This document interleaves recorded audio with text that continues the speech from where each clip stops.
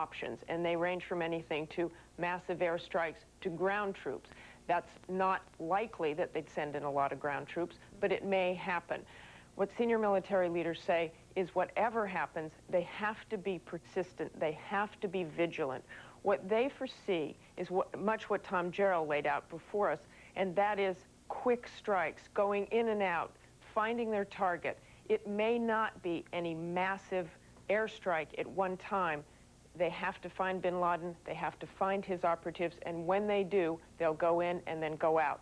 What I do think you'll see is extensive use of special forces for surveillance, for finding targets, for any sort of covert action in the area to find bin Laden. And they are going to be patient. That's why you keep hearing from the administration, this is going to take a long time. That may not necessarily mean we're going to be bombing again and again and again. Right. It may be very quick in and out. But Martha, as we just also heard Tom Jarrell talk about in his report, the Soviets spent a decade fighting a very frustrating war in Afghanistan, if in fact that turns out to be the target of our attack.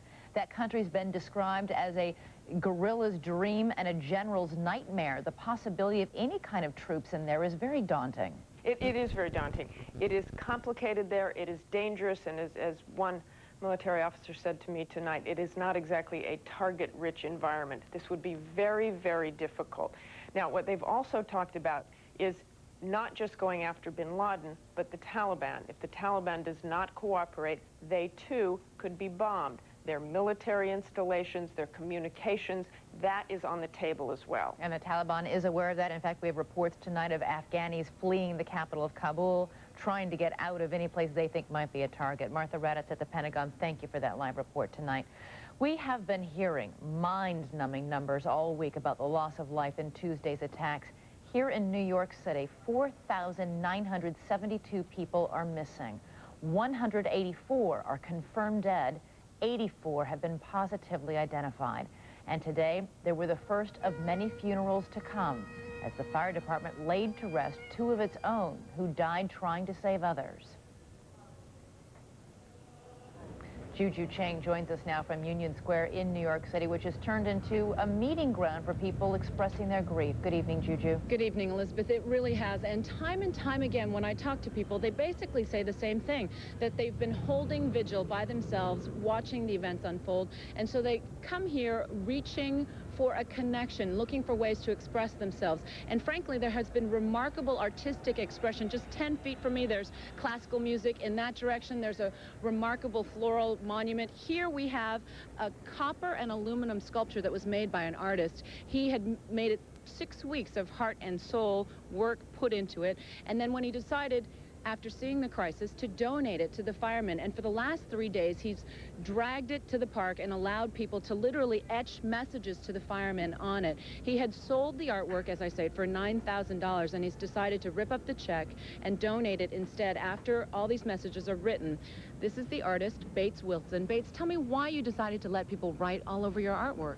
Well, it just gives them a chance to touch something, you know, and communicate a little bit of the feelings they have towards, you know, the people that sacrifice so much for us. What kind of reactions have you been getting from people who've been writing messages? Oh, it's been amazing. Everybody's just so happy to have some way to touch, you know, and they've really just been amazing. There are a lot of messages of grief and sorrow and anger. What is it about the firemen, do you think, that people want to say at this point? Well, they've just given so much, and I think everybody just wants to thank them, and that's pretty much it, you know. When you look at the flag, Elizabeth, as I mentioned, it's copper and aluminum. There are all sorts of messages. They say basically, thank you for your courage. We will now make our lives different. Clearly, the events of this week have affected people emotionally, and they're gathering at places like Union Square to express themselves and to express their anger, their grief, their sorrow. And these makeshift monuments have been springing up all over Manhattan and clearly all across the country. All right, also expressions of gratitude, Juju, and so wonderful to those firefighters who lost so many of their own already in this devastation. Thank you. The images coming out of the World Trade Center and the Pentagon have been very difficult for all of us to absorb, as Juju was just talking about. But what must they be doing to the children? Yesterday, I visited a school to see this disaster through their eyes. At York Prep School on Manhattan's Upper West Side, administrators believe at least 12 children have relatives who are missing in Tuesday's attack. Every one of these 6th and 7th graders is struggling to make sense of the inexplicable. How can the airports allow box cutters, knives, for people to hijack planes? Now I'm really, really scared for everybody I know and myself. When I see it on TV, when I see the buildings collapse, I think that this is a dream. It's not real. What would you ask the terrorists, the people who did this? If you had the chance to ask them a question, what would you ask them? Why do they want to kill, like, people and innocent people? I would ask them, like, why they don't have a heart and why, like, what did the people in the Twin Towers do to them? What do you think should happen to the people who did this? I don't think that bombing them or killing them will do any good to us, because then it could just, like, start another war, and then we'll be in deeper trouble. If we do go into war, I have no fear that this country will lose, only fear that we will lose men.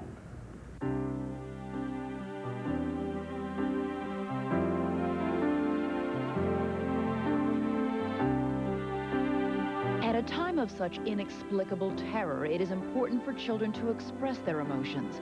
This morning, the dialogue continued in a special broadcast with Peter Jennings. Do kids feel safe? No? No? I really don't feel safe because since Tuesday, I've been seeing airplanes, and every time I see airplanes, I get really nervous. Yeah, I'm just very afraid that America might do something and get them mad, and I think that they should, but the thing is that they're going to do it back to us, and that's what I'm afraid of. Peter Jennings met with kids of all ages and nationalities. Religious leaders and psychologists told them it's natural to be afraid and to work out their fear through questions. And so all of the questions that you are watching being asked here, I hope are being asked in the kitchens of America, because the children definitely need to ask these questions over and over and over again. We didn't do anything to them, but they did it to us. Why'd they do it? Why'd they do it? Margot, you have an answer to that question? Well, I think that maybe they did it because they feel that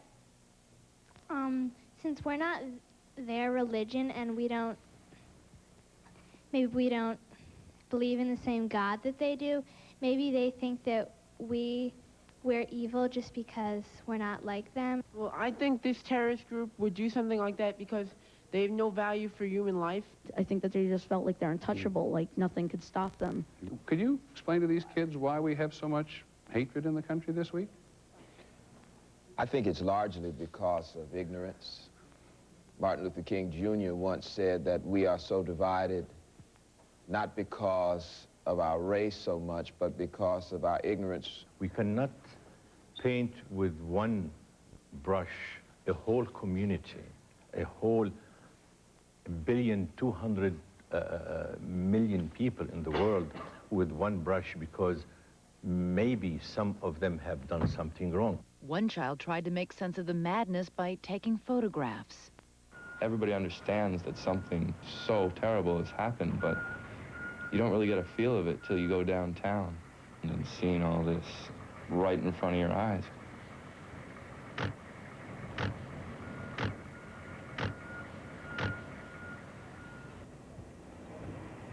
You expect to see things like this in other countries, Israel or Palestine. You hear about things like that going on every day. Terrorists attack London from time to time. But you never really expect it to happen in America because we're the most powerful country in the world. I think it's really amazing how these firefighters have been working hours on end without any rest. And I heard, my mother told me that there was a firefighter who was buried in the rubble. And when he was dug out, he said, "I'd like to go back to work." And I thought that was really nice of him to do that. Megan's father is not a firefighter, but she's afraid of him being called to duty. He is a reservist. I know that he's special, but I want him to be special here because he's always gone. and he's going to be gone even more since that they did this. As I look at Megan's sadness and tears about it, I'm reminded how many children in America are feeling a good deal of distress, not the ones that are just here in New York in the physical proximity, but all over the country. Terrorism is never more obscene than when you try to explain it to children. We have children here trying to explain it. We're definitely doing something to make some people really mad, and one of the steps we have to take so we don't get in a war or anything is to figure out what that is and correct it. What's going to stop them from doing it all over again to other places? I do feel safe to some extent because I know that it was a big wake-up call for our country. And my mom always tells me that something good comes out of every situation. We've been living in a long era of peace. And it's kind of scary when something like this jolts us out of it. But I'm confident that we're going to be okay, and I'm confident that the president and Colin Powell and all of the people who are dealing with this are going to get us through it. And the people who did this are going to be caught, and they're going to be punished. Peter Jennings' special can be seen again tomorrow at 1 o'clock Eastern Time and 10 o'clock Pacific Time. Perhaps the best people to explain to kids what's going on is the generation that has already been through a war. Chris Cuomo has been talking to seniors at a retirement home from which you could once see the Twin Towers. As the dust settles, we're struggling to understand what this all means and how to move forward. As difficult as it is, this is not the first time America has been tested. December 7th, 1941, a date which will live in infamy. We had a war going on. Families were torn apart. We thought all kinds of things might happen. We might be bombed. And yet they triumphed. They faced World War, the Great Depression. They are the greatest generation. We now look to them for perspective. What got the country through in the past? We would help each other with food, with clothes, in every way possible. And that was the only way we got through. I got a full with a regular. The events of the past few days show that we learn from their example. Unity taking beautiful shape in cooperation and compassion. I was inspired so much by the cries of the volunteers shouting, USA, USA. And yet, these giants need only stare at New York's skyline, at where the Twin Towers used to pierce the sky, to realize they never faced a challenge of this magnitude. Nobody ever imagined a thing like this would ever happen. I never did, and I'm sure most of my people here never did. It happened. Now we see what terror is. This is an experience that is going to be difficult for us to teach our younger people because the enemy was real. Here we're fighting shadows, and that's much more difficult to fight than a real person. How do you fight what you can't see? Then that's what your generation is going to have to figure out and do it. But while the challenges are different, they say the results will be the same. Watch your head, Joe. You said you spend days down there, past 3 days. What is your thoughts? I don't understand if it means that I'm constantly going to be vulnerable, that the world will never be the way I looked at it before this happened. Well, your thoughts were no different than our thoughts in our generation. From generation to generation, calamity to calamity, people think the same. You'll come through better than we could, and you will be the second best generation. So what's the bottom line, Philip? Is it going to be okay? Definitely. USA, USA.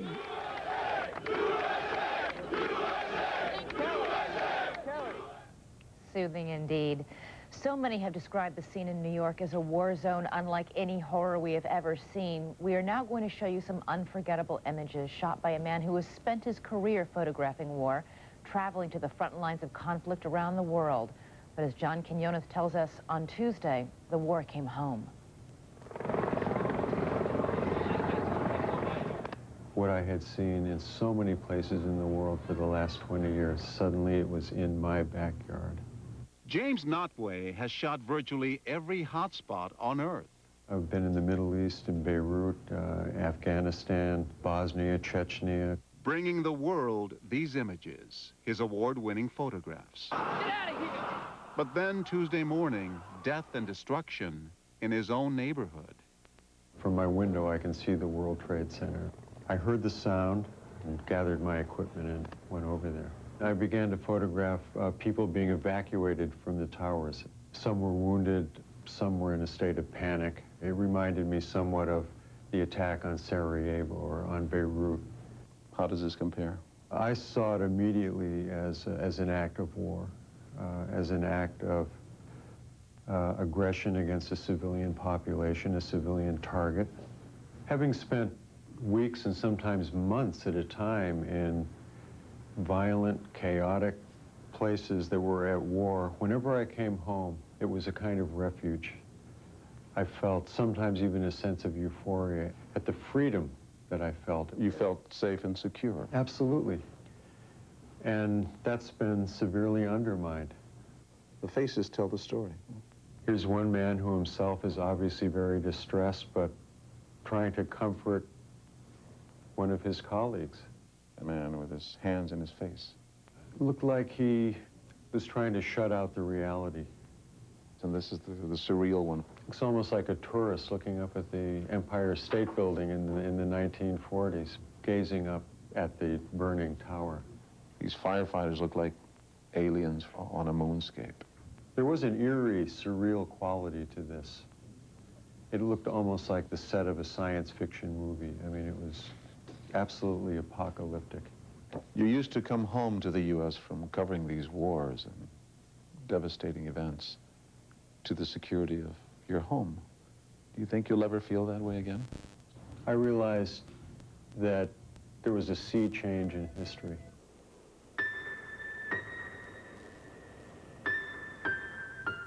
That this was a very powerful historical event, but I don't think things will ever be quite the same. The flagpole is bent, it's no longer standing upright, and yet it's still there. His images appear in a special edition of Time magazine this week. What do these pictures tell America? That something completely barbaric has happened. I think we'll recover. I know we'll recover. I feel that we've been defeated. We've been hit hard, but I think we will bounce back. It has been such an emotional roller coaster, especially for the families of the missing. Some cope by staying on the move, checking whatever lists they can find, posting flyers of their loved ones, even turning to the internet for unofficial information. Deborah Roberts tells us in some cases, however, that has caused more heartbreak than help. I don't care if he's missing an arm or a leg. I just want him home. I don't care. Tuesday night, and Kathy Munoz is living in hell. Her husband, Frank, was working on the 97th floor of the World Trade Center. Kathy is now on a desperate search for a miracle. I haven't seen him yet. Traumatized and exhausted, she's been walking all day and deep into the night from hospital to hospital, hoping against hope. I just want him to call. I just want anyone to tell me anything. Day 2, nothing at the city hospitals, nothing at the Missing Persons Center, where we found Kathy among the throngs of other devastated family members Wednesday morning. And this is my husband. And I'm just so afraid that he's hurt and that he wants me there and I can't hold his hand. Handsome and athletic, 29-year-old Frank worked as a computer technician for an insurance company. He and Kathy, a school teacher, were sweethearts for 7 years. They celebrated their second wedding anniversary only 8 weeks ago and were hoping to soon have a baby. Thursday morning, finally, a glimmer of hope. An excited relative has found a survivor list on the internet, and there, among hundreds of names, was Francisco Munoz, Kathy's Frank, listed as alive and in critical condition. I got excited, I got nervous, I got scared because it said critical's the worst. But even critical, I want to hold his hand. You know, I just want to hold his hand. How much hope do you have right now, Kathy? I have some hope. I Everyone's telling me not to go by the internet, that it's not accurate, but I can't see somebody putting that information on the internet just to be mean. I can't see that. And if somebody does that, then that person's truly evil. Though on the verge of collapse, this shred of hope gives Kathy the strength to will herself to walk and search some more. I feel if I sleep, I'm letting him down. I feel if I laugh, I'm letting him down. She's heard there's an official survivor list across town. She races there. They don't have enough people telling you which way to go. They sent her to yet another location a few blocks away. By late afternoon, Kathy's legs are giving out, and so is her spirit. Then a devastating blow. The mayor of New York City is casting doubt on that website she's now clinging to. Any website that you're looking at is totally unauthorized, and I would say probably inaccurate. So people should not rely on those websites. And it's horrible that anybody would do that. You might very well be the victim of a hoax. Yeah, I know. That's disgusting. I mean, it's disgusting and evil. Anybody that would do something like that. It's so wrong. Sri Nivasoon is an internet expert at Columbia University. How could this possibly have happened? This particular website, as with other websites that were trying to give information, started as a good idea. They wanted to get information out at the time it was needed. But too many other people have now started using this and have tampered the list. It's been compromised. By Friday, 3 tormenting days since she last heard her husband's voice, Kathy was feeling lonely and discouraged. She feared the worst, but couldn't bring herself to stop searching. Are you prepared to give up? No. No, not until I find Frank. Today, we found Kathy on a heartbreaking trip back to the Missing Persons Center, delivering Frank's precious hairbrush for possible DNA identification. Clearly, her fragile hopes were beginning to sink. No, I just want to go home. You want to go? Yeah, I want to go home. Elizabeth, here at the Family Relief Center, where they are still processing missing persons reports tonight, there are literally hundreds of Kathy Munozes turning up here every day, people who are just praying for a miracle. I talked to so many exhausted, shattered people here tonight who say they just can't go home, that they have to keep coming back, clinging to the hope that maybe, just maybe, a relative who was previously unidentified might turn up at a local hospital. But the word from federal authorities makes that sound pretty unlikely, Elizabeth. They tell us that there are no people who are injured in local hospitals who have been unidentified, that they have all been accounted for, so that miracle sounds at this point like a long shot. And in fact, Deborah, family members are being asked to bring personal effects of their missing loved ones for potential DNA samples? They are, Elizabeth, and I talked to one family member tonight who said it was the hardest thing she's ever had to do, that now it makes her feel that all is lost. It's a very, very difficult time for them here tonight, even though it is a relief center. Indescribable. Deborah, thank you for that story tonight. Just around the corner from us here at ABC News is a firehouse. 11 firefighters who put out from there Tuesday morning never came back. John Quinones went there this evening to see firsthand the outpouring of support and heartfelt thanks coming from this neighborhood. It's on the Upper West Side of Manhattan, the corner fire station that today was beating like the heart of New York City. This is a neighborhood that has responded to evil with so much kindness and love, it's overwhelming. From this one little fire station, a total of 11 firefighters disappeared in the rubble of the Twin Towers. Among the missing, Kevin Bracken, his sister, Mary Carlson. Thousands of people trying to get out of the building. They knew they would just run right in. Just no question about it, because that's just the way they are, what they do. On the heels of disaster, no one expected the tidal wave of sympathy that has flooded this firehouse. From strangers, hundreds of flowers, cards, and letters. Dear firefighters, thank you for putting out the fires. You have been so brave. And there's this. Pledges of donations for the victims' families. Already, thousands of dollars have been raised. But most impressive is all the food and relief supplies that have been collected here for the men and women still working in the ruins of the Twin Towers. What are people giving? Everything. Batteries, underwear, socks, water, Gatorade. Does this surprise you? Does this surprise you? It touches me. What does that do for you? It makes you feel better that there's people who are thinking good thoughts and they feel what you're going through and they wish they could do something and there's just nothing anybody can do. But they try. Everybody is trying. And everybody is great. Andrew Layton lives just down the street. New Yorkers, sure, they're outspoken, but their hearts are unparalleled. They're unmatched. He's come here to write out a check, his way of saying thanks. So I just feel it in my heart. I don't know these people personally. Even though I've lived around the corner from them for many years, you take it for granted that they're always going to be there for you. But now, all of a sudden, a certain reality is set in. New Yorkers are amazing. They are the best in the world. New Yorkers are great.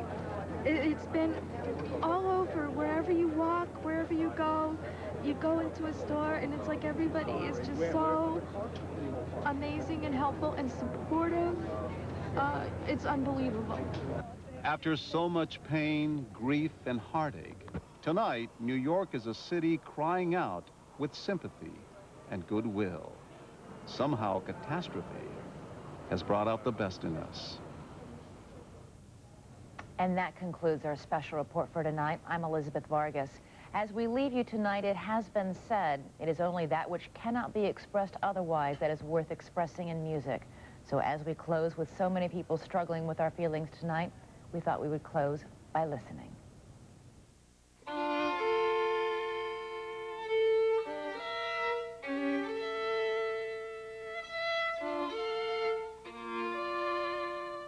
I watched the towers go down from my roof. Seeing that many people die at once, I mean, a waste of human lives and what they could have achieved. The fact that they were able to bring it down is heartbreaking. I've actually been unable to really cry over the experience. I've been almost numb. Only through music, that's the way that I really know how to express myself. I think music is the most direct way of expressing or feeling something. It goes right to the emotions without words, and it's a miracle. And I think we all need that in a time like this.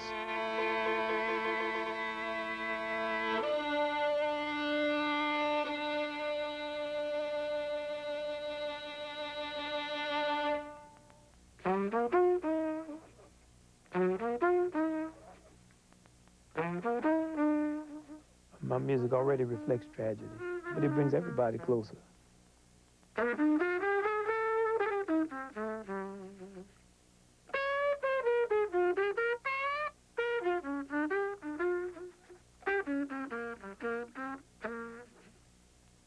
And there's many millions of people who don't hate people because they're a different color or a different religion or want to kill innocent people and bomb buildings and commit suicide to see that their way of looking at the world is the only way that it exists. Music definitely has that power to uplift and to heal.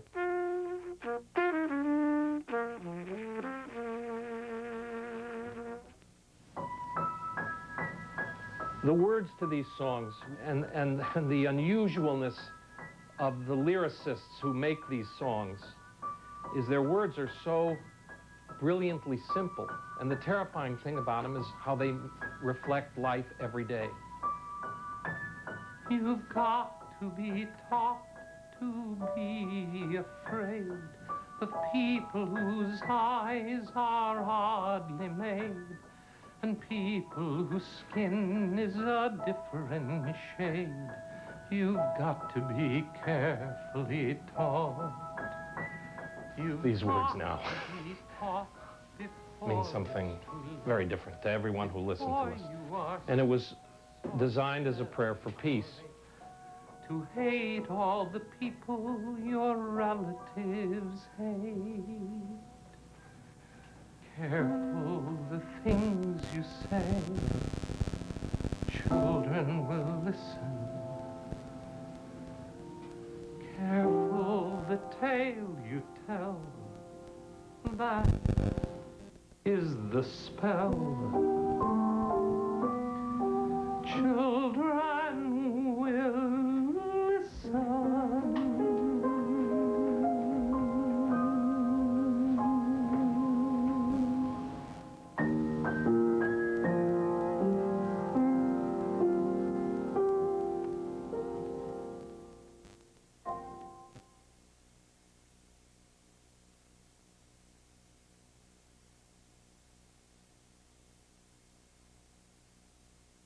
The ABC television network extends its thoughts and prayers to those who've suffered so much in this national tragedy. We stand steadfast